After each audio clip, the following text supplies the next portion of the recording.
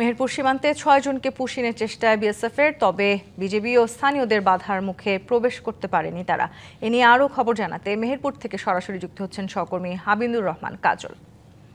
কাজল, সীমান্তের সবশেষ পরিস্থিতি কি? যেমনটি বলছিলেন, কিন্তু সারা দেশে যেমনটি ভারতীয় সীমান্তরক্ষী বাহিনী বিএসএফ যে জোরপূর্বক বিভিন্ন মানুষকে ঠেলে বাংলাদেশে প্রবেশ করানোর চেষ্টা করাচ্ছে, তারই অংশ হিসাবে কিন্তু আজকে ভোর 6টার দিকে ভারতীয় সীমান্তরক্ষী বাহিনী বিএসএফ 6 জনকে বাংলাদেশের অভ্যন্তরে ঠেলে দেওয়ার জন্য চেষ্টা করে। কিন্তু বাংলাদেশের যে সীমান্তরক্ষী বাহিনী রয়েছে বিজিবি, তারা কঠোর অবস্থানের কারণে কিন্তু তারা সেটি পারেনি, এবং তাদের পাশাপাশি স্থানীয় জনগণ যারা রয়েছে তারাও কিন্তু সেই পাহারায় রয়েছে। তারা বলছে কোনোভাবেই অবৈধভাবে বাংলাদেশে ভূখণ্ডে কাউকে প্রবেশ করতে দেবে না। সেক্ষেত্রে ভারতীয় বিএসএফ যাদেরকে প্রবেশ করানোর জন্য চেষ্টা করেছিল, তাদের মধ্যে 3 জন পুরুষ, 2 জন নারী এবং 1 জন শিশু রয়েছে। তারা কিন্তু বাংলাদেশ 50 গজ দূরে ভারতীয় ভূখণ্ডের মধ্যে অবস্থান করছে এবং কাঁটাতারের এই দিকে তারা অবস্থান করছেন।